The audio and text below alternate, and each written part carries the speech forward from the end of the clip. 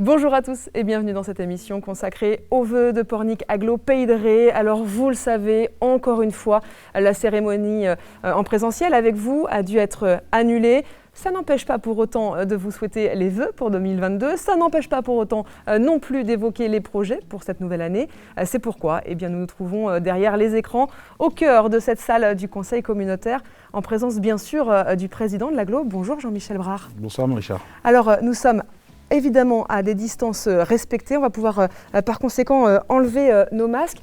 Alors Jean-Michel Brard, malgré tout, malgré la situation, vous souhaitiez vous adresser aux résidents des 15 communes de l'Aglo. Oui, tout à fait. D'abord, c'est essentiel de souhaiter les vœux à la population. C'est quand même quelque chose de fort sympathique pour nous les élus. D'ailleurs, moi je regrette de ne pas être sur du présentiel parce que tout le monde sait mon attachement à cette relation très personnelle que j'ai avec les citoyens. Et donc c'est pour nous une souffrance de ne pas être en présentiel. Mais c'est quand même l'occasion pour moi, et au nom de l'ensemble des élus communautaires, de souhaiter donc une très belle et heureuse année à l'ensemble de nos concitoyens. Et si vous me permettez, je voudrais tout de suite avoir une pensée pour les personnes qui ont été en difficulté durant cette année 2021, liée bien sûr à cette crise sanitaire, ceux qui ont subi et qui subissent encore d'ailleurs cette phase difficile de cette pandémie. Et puis une pensée particulière à l'ensemble de nos forces de sécurité, de nos gendarmes, nos pompiers, nos sauveteurs en mer, la sécurité civile, et puis l'ensemble des corps médicaux qui œuvrent au quotidien pour garantir notre sécurité et notre bonne santé, sans oublier ceux qui agissent auprès de nos enfants, que sont les corps enseignants, et puis aussi nos agents qui travaillent auprès des enfants, de la petite enfance, toutes ces personnes qui accompagnent. Et donc, si je peux me permettre, c'est de souhaiter à l'ensemble de nos concitoyens, et particulièrement à ces personnels, ces remerciements et ces bons vœux pour cette année 2022. Voilà, et forcément, certes, vous n'êtes pas avec nous, mais vous êtes derrière les écrans, et justement, dans quelques instants, on évoquera ensemble, finalement, à quoi ressemblera 2022. Mais on le sait, finalement, quand il y a une nouvelle année, on s'appuie toujours sur ce qui s'est passé. C'est l'occasion donc de revenir sur 2021. Oui, 2021, il faut en parler un petit peu quand même, oui. Parce que ça n'a pas été une année simple, c'est une année même difficile qui vient de se passer. Mais c'est quand même une année qui a donné des signes positifs. C'est une année de rebond. Aujourd'hui, sur notre territoire, l'économie, finalement, a passé ce cap. C'est même, je dirais, c'est même improbable ce qui s'est passé au niveau économique, parce que nous avons créé quand même 700 entreprises, ce qui a multiplié des emplois sur notre territoire. Et l'économie, finalement, globalement, va bien. Et donc, c'est improbable et c'est une vraie réussite. Et 2021, c'est aussi une année particulière parce que c'est une année de prise de conscience de la part des élus, mais aussi plus généralement de notre population, sur ce territoire à risque. Parce qu'en fait, vous êtes sur Pornic Aglo, sur un territoire exceptionnel, d'une grande qualité. Alors, vous me direz, tout le monde qui vit sur un territoire le pense. Nous, on le pense vraiment aussi. Mais on s'est aperçu quand même que cette attractivité de cette bande littorale nous amène des fragilités et des inquiétudes. L'ambassadeur des pôles, M. Poivre d'Arvor, disait il y a quelques semaines, 80% de la population arrivera sur le littoral d'ici 2030. Et on voit déjà ce mouvement qui arrive et cette fragilité que ça amène, c'est-à-dire que nous avons un territoire qui est beau, mais qui doit être préservé, protégé, et il est fragile. Et ça, il y a une vraie prise de conscience en 2021. C'est un peu les deux grands thèmes de 2021 qu'il faut garder. Ouais. Et alors justement, on va se tourner à présent vers 2022. Vous l'avez dit, l'agglomération vit de nombreux changements. Alors face à ces situations, finalement, comment s'organise l'agglomération? On parle du projet de territoire. C'est quoi ce projet de territoire? Le projet de territoire, c'est un travail qu'on a initié sur la mandature précédente. Ça fait 2 ans qu'on y travaille. L'ensemble des élus municipaux et communautaires y ont travaillé. Bien sûr, l'ensemble des agents municipaux et intercommunaux de nos collectivités ont participé, mais aussi de la population. 250 acteurs ont travaillé dessus, et notamment notre conseil de développement. D'ailleurs, c'est l'occasion de les remercier et de leur souhaiter à eux aussi les bons vœux de la part des élus de l'agglomération. C'est un travail qui a permis pendant 2 ans de travailler sous forme d'ateliers, des visites, un certain nombre de recherches pour définir un petit peu notre cap, notre ligne à suivre pour faire atterrir Pornic Aglo Pays de Ré à horizon 2030-2032. Donc on en a pour 10 ans, et ça a donné un petit peu le cap de ce que l'on voulait. On va régler la machine maintenant, comme un voilier, pour aller, à bon port, et on a défini ensemble cette feuille de route, ce qu'on appelle aujourd'hui le projet de territoire. Alors justement, cette feuille de route, elle est là, elle est représentée par ces 40 pages. Alors les projets sont articulés autour de 3 grands enjeux, on va les décrire dans quelques instants. Mais puisque ce projet de territoire est finalement pour les résidents de l'agglomération qui nous regardent, concrètement, comment ils vont pouvoir accéder à ce document de 40 pages? Alors, ce document-là, il est visible maintenant sur le site internet de pornicaglopaysdere.fr. Et puis vous l'avez aussi sur demande tout simplement auprès de nos services d'accueil qui sont sur les sites de l'intercommunalité, d'ailleurs aussi des personnels qui travaillent dur, parce que les personnels d'accueil ne sont pas des métiers faciles. Hein. Accueillir la population avec toutes les revendications, c'est aussi l'occasion de les remercier. Et toujours avec le sourire, même derrière les masques. Allez, on va rentrer dans le vif du sujet. Ce projet de territoire s'articule donc autour de 3 grands enjeux, on l'a dit. D'une part, s'adapter face au changement climatique. D'autre part, revitaliser les centres-bourgs et préserver le patrimoine environnemental et architectural. Et puis enfin, faire face aux défis sociaux. Alors, on va évidemment présenter ces 3 grands enjeux et on débute avec cette question, comment s'adapter face au changement climatique. Le territoire n'est évidemment pas épargné, on le sait, avec les intempéries, la sécheresse. Alors concrètement, quelles sont les solutions envisagées par l'agglomération ? Il y a beaucoup d'axes qui ont été élaborés dans le projet de territoire. On va en citer quelques-uns. Je pense que le plus important, en tout cas celui qui a amené le plus de débats au sein du conseil communautaire et des élus, c'est celui de l'eau. Alors, j'ai l'eau dans tous ses états, hein, entre, je dirais, on parle de réchauffement climatique, donc les mouvements météo un peu exceptionnels, un orage qui inquiète aujourd'hui les élus, c'est donc les inondations, c'est aussi, je dirais, le trait de côte, la gestion du trait de côte avec le risque donc, de l'effondrement du trait de côte. Vous avez évidemment l'assainissement, qui est un sujet, parce que ça va dans le milieu, et nous, l'assainissement impacte directement ce qu'on appelle les profils de vulnérabilité de nos plages, donc la baignade, mais aussi la conchyliculture, l'ostréiculture, qui sont des activités donc, fondamentales sur notre territoire. Et puis, on a évidemment l'ensemble des marais et des cours d'eau, sur lequel la qualité d'eau doit être surveillée. Et tout ça, ça joue aussi sur une autre compétence qui est celui de l'eau potable. L'eau qu'on récupère, qui est brute, doit être le plus propre possible pour être traitée et amenée au robinet. Ouais, alors ça, c'est l'eau au sens large. Il y a aussi finalement misé sur la mobilité douce. Oui, le sujet aussi qui a beaucoup été débattu au sein des élus, c'est celui des mobilités sur notre territoire. On est un territoire rural et donc cette mobilité est un frein, je dirais évidemment pour les actifs, mais aussi une attente des personnes plus âgées, retraitées qui veulent se déplacer. Et en fait, on s'aperçoit qu'aujourd'hui, tout a été finalement misé essentiellement sur le tout-voiture. Il faut arrêter ce développement du tout-voiture, il faut même le réduire. Pour cela, il faut favoriser donc l'usage du vélo, des mobilités douces, mettre en relation nos communes, tracer et construire des pistes cyclables. C'est aussi développer le transport en commun sans faire rêver les populations en disant qu'on aura un transport en commun à l'année, parce qu'aujourd'hui, il faut être conscient que c'est quasiment impossible sur notre territoire. Financièrement, on ne sait pas faire. Tout en potant développement, je dirais, les transports en commun l'été, la saison. Et puis, il y a aussi le covoiturage. Ça, c'est un vrai axe. Et puis, bien sûr, renforcer le transport en commun via le train. Ce sont les axes, je dirais, d'un sujet, d'ailleurs, qui sera travaillé en 2022 avec le plan des mobilités qui devra être adopté en 2022. En tout cas, il y a des messages. Hein. Dernier point, peut-être aussi, finalement, peut-être avancer vers la sobriété énergétique ? Oui, là, il faut accompagner aussi l'ensemble des collectivités, mais aussi des particuliers et entreprises pour faire des économies, isoler, aller aider et puis faire du diagnostic et subventionner. Donc là aussi, il y a un programme qui a été mis en place par Aglo. Ça fait partie des actions, vous avez raison, de notre projet de territoire. Alors ces solutions vont forcément permettre de faire face au changement climatique inévitable, mais le projet de territoire ne s'arrête pas à cet enjeu. On vous l'a dit, ce projet de territoire s'articule autour de 3 grands enjeux. On vient de découvrir le premier. Le second enjeu se concentre sur ce qui unit finalement Pornic, Aglo, Pays de Ré. Concrètement, ça veut dire quoi ? Bien, les 15 maires ont très rapidement reconnu que ce qui était en commun, c'était leur attachement à leur bourg, à leur centre-ville, à leur centre-bourg. Et donc, on a misé sur comment préserver cette qualité, ce développement donc, de nos bourgs, sur leur activité évidemment économique, mais aussi sur les paysages. Et on s'aperçoit que nos bourgs, on y tient, et que nos populations tiennent particulièrement à cet espace de qualité de vie. Et donc, on va mettre en place des chartes d'urbanisme et de paysage qui vont être travaillées à l'intérieur des 15 communes. Et puis, on va travailler aussi sur des programmes Petites Villes de demain où certaines villes vont pouvoir avoir des aides avec l'Aglo pour rénover le bourg et le mettre au centre des préoccupations. C'est un sujet qui est fondamental parce que le commerce, la vie du bourg, c'est ce qui est, je dirais, le point commun de tout notre territoire. C'est ça, le poumon finalement.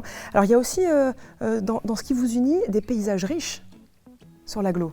Bah oui, on revient d'ailleurs sur l'eau. De toute façon, évidemment. À chaque fois, vous reviendrez sur l'eau. C'est-à-dire que quand vous êtes, je dirais, sur le bocage, vous avez ces marais, ces cours d'eau qui traversent notre territoire, ce qui amène d'ailleurs beaucoup de zones humides et de problématiques derrière. C'est-à-dire qu'il faut y faire attention. D'ailleurs, tout à l'heure, on parlait des bourgs, mais on peut y ajouter aussi sur la lutte contre l'étalement urbain. C'est-à-dire que nos villages doivent rester à une forme je dirais, maîtrisée pour garder nos paysages. Et ça a une influence directement sur le paysage de bocage et de rétro-littoral. Donc on a évidemment les marais, les cours d'eau, mais on a ici évidemment le littoral et ce trait de côte qu'on doit protéger et défendre.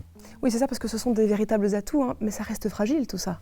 Ah, c'est extrêmement sensible sur la qualité, sensible sur l'érosion côtière, sensible sur les inondations, sensible sur le monde agricole aussi, hein, parce que tout ça, ça joue, et ce sont des notions qui sont extrêmement importantes, qui jouent sur nos paysages et qui jouent sur notre économie. Touristique d'une chose, mais l'économie au courant, la conchyliculture, l'agriculture, qui sont des vraies forces économiques qui doivent être protégées. Ouais. Et alors pour tout ça, vous allez vous appuyer notamment sur le conseil de développement. Oui, alors là on vient de missionner le conseil de développement sur une étude.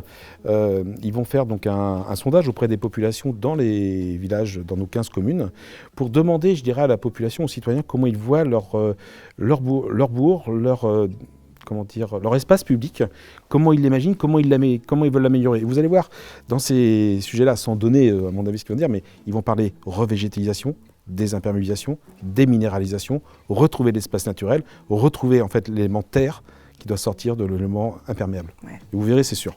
En tout cas, c'est sûr que ceux qui nous regardent, donc vous, chers habitants, eh bien, vous aurez un vrai rôle à jouer. Alors, on va poursuivre avec la présentation de ce projet de territoire, véritable base pour l'avenir.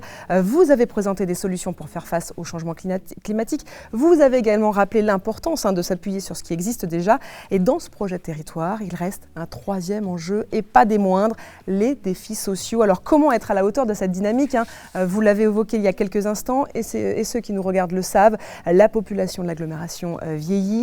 D'ici 10 ans, 30% de la population aura plus de 65 ans. Et dans le même temps, eh bien, une partie de la population rajeunit. Aujourd'hui, 20% des habitants ont moins de 14 ans. Alors encore une fois, comment l'agglomération peut à la fois prendre soin de ses aînés et répondre aux attentes des familles et de ces jeunes ? J'allais dire, avant de répondre à ces questions-là, une inquiétude de la part des élus, c'est l'évolution du foncier sur notre territoire. Et quand je parle foncier, en fait, du tarif du foncier, qui pose des questions, parce que ça devient des tarifs qui peuvent faire peur. Moi, je rappelle d'ailleurs que c'est le privé qui fixe le marché, c'est pas les élus qui fixent le prix du foncier, et donc chaque habitant est responsable de ce qu'il fait dans ses prix de vente. Ceci dit, il va falloir qu'on trouve des solutions pour que nos jeunes actifs restent sur notre territoire, parce que ça va devenir une vraie problématique. Donc il y a plusieurs leviers. Il y a la partie logement, mais il y a la partie, je dirais, équipement pour que nos familles puissent vivre bien. Et donc la première action que l'on va développer, c'est tout ce qui est autour de l'enfance, petite enfance, jeunesse, avec la création et un grand programme d'investissement sur la remise aux normes de l'ensemble de nos bâtiments d'infrastructures qui accueillent cette jeunesse. Donc on va développer 6 millions d'euros d'investissement pour remettre aux normes l'ensemble des maisons de jeunes, des équipements d'accueil pour les périscolaires, tous ces équipements qui doivent être, je dirais, au service de nos familles, de façon à ce que nos familles puissent être aidées pour bien vivre sur notre territoire. Deuxième axe sur cette population-là, c'est le logement. Le logement abordable. Donc sur Pornic et sur Sainte-Pazanne, nous allons construire et livrer courant 2022 50 logements pour les saisonniers. Ça ne suffira pas, il faudra continuer. Mais c'est une première pierre, je dirais, à tous ces logements-là. Et on travaille beaucoup sur le logement aussi, je dirais, pour les loyers modérés, donc les logements sociaux, notamment avec les baux réels solidaires qui se mettent en place sur notre territoire. Donc tout ça, ce sont une politique qui est à la fois de logement, mais qui est en fait une politique de famille. Et dans cette politique de famille, il y a la brique senior. Ah oui. La brique senior, parce qu'on est sur un territoire. Ah non, puis je dirais, c'est une population, ça représente presque un tiers de la population quand même sur notre territoire. Et donc le programme Ville aimée, donc des Ville amie des aînés, se développe sur nos territoires. C'est un programme porté par Pierre Martin, le vice-président en charge. Et c'est aussi reconnaître que ces aînés, on doit les accompagner. Donc on les accompagne sur l'inclusion, sur la formation numérique, sur le logement, sur l'accessibilité, sur le transport et sur la vie au quotidien. Donc tous ces programmes-là se mettent en place avec ce travail fait par l'agglomération. Ouais. Alors nous venons donc de découvrir le projet territoire, véritable base, on le rappelle, de travail. Vous avez évoqué la jeunesse, le numérique. Ce ne sont pas forcément les seuls sujets. On parle aussi de la mobilité et la gestion de l'eau. C'est quoi les actions concrètes pour l'année à venir ? La gestion de l'eau, depuis le début de cette interview, on en parle. Et donc, ce sont des gros budgets d'investissement, parce qu'on a prévu 12 millions d'investissements pour rénover nos stations d'épuration, les réseaux donc, qui collectent les effluents et qui les amènent vers la station. Donc, c'est un programme très conséquent. Mais c'est un enjeu fondamental, on l'a bien compris. Et bien s'ajouter aussi tout un programme d'investissement sur la gestion des eaux pluviales, une compétence qui vient de glisser des communes vers l'intercommunalité, qui permettra de rénover et de réhabiliter ces réseaux qui sont vieillissants sur nos communes. D'ailleurs, souvent, ces réseaux datent de l'origine de nos communes, donc vous voyez qu'il y a du travail à faire.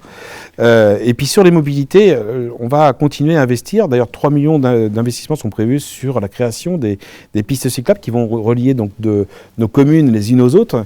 Un maillage qui est essentiel parce que ça permet aussi la mobilité de nos actifs d'une commune sans utiliser le vélo, et c'est très attendu par la population. Et puis on va compléter et on va continuer les aides à l'achat du vélo, la location de vélos électriques, des équipements pour protéger ces deux roues à proximité des points multimodaux.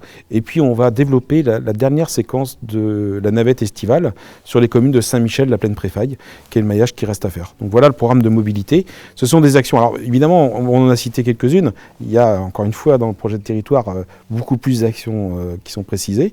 Il y en a beaucoup d'autres à découvrir. Mais je pense qu'aujourd'hui, les élus ont pris conscience de cette problématique-là. Ils doivent maintenant gérer ce programme, ce projet de territoire avec l'ensemble des curseurs, bien sûr, de la fiscalité, avec des incertitudes. On sort d'une crise majeure, on a eu des bouleversements fiscaux avec l'arrêt de la taxe d'habitation. Il y a à gérer l'ensemble de ces actions dans un cadre budgétaire qui est contraint. En tout cas, ce qui est sûr, c'est que l'année sera dense et riche, ça c'est sûr. Oui, comme les dernières années. Évidemment. Alors, on le sait, ces débuts d'année sont toujours l'occasion finalement de souhaiter le meilleur pour chacun. Finalement, vous, Jean-Michel Brard, vous êtes président, mais vous êtes avant tout un homme. Alors, qu'est-ce qu'on peut vous souhaiter pour 2022 ? Ah, c'est gentil ça, de penser à moi. Bah écoutez... Moi j'ai le souhait très personnel, c'est d'abord garder la santé pour être opérationnel sur les fonctions que j'ai et les responsabilités que j'ai. Et puis tout simplement passer du temps avec ma famille, parce que c'est quand même pour nous les élus, je dirais bien souvent sans nos conjoints et nos enfants, on ne ferait pas ce qu'on fait, parce que c'est quand même une mission qui prend du temps. Il faut que nos familles acceptent, et c'est l'occasion aussi de les remercier, de remercier nos familles, et toutes les familles d'ailleurs des élus, qui vivent nos mandats et qui vivent avec, et c'est pas toujours simple. On est d'accord. Et alors, qu'est-ce qu'on peut souhaiter finalement à ces habitants qui nous regardent, qui sont derrière les écrans aujourd'hui ? Avant de souhaiter et de renouveler mes vœux, je voudrais souhaiter d'abord des vœux partagés à l'ensemble des élus. En tant que président de l'agglomération, je voudrais souhaiter mes meilleurs vœux à l'ensemble des élus municipaux et communautaires de notre territoire, parce que ce sont des engagements forts et il faut les citer et les remercier. Ils sont souvent critiqués, mais sachez qu'ils donnent beaucoup de temps, ils le font tous avec passion et volonté et bonne volonté. Remercier l'ensemble de nos collaborateurs, de nos agents bien sûr de l'intercommunalité, mais plus généralement l'ensemble des acteurs de nos collectivités locales qui travaillent au quotidien pour mettre en forme et je dirais asseoir nos décisions qui sont des fois difficiles, et donc remercier tout l'ensemble de ces agents. Et enfin me tourner vers l'ensemble de mes concitoyens de ce territoire de nos 15 communes pour de nouveau leur souhaiter des vœux de belles et heureuses années 2022, qu'elles soient pleines de santé, de sérénité, de bonheur, et que, je dirais, ce territoire vive bien en sérénité. Voilà les vœux que je souhaite à tous et à tous pour cette année 2022. Ouais. Eh bien, finalement, à l'image de ces vœux et de ce projet de territoire, eh bien, souhaitons que tous ces vœux se réalisent. En attendant, eh bien, vous allez pouvoir découvrir le projet de territoire dans le prochain magazine communautaire qui sera distribué dans toutes les boîtes aux lettres. Et puis, vous pourrez également tout comprendre sur ce projet territoire au travers d'une vidéo explicative que vous retrouverez sur la chaîne YouTube et puis sur les réseaux sociaux de l'agglo.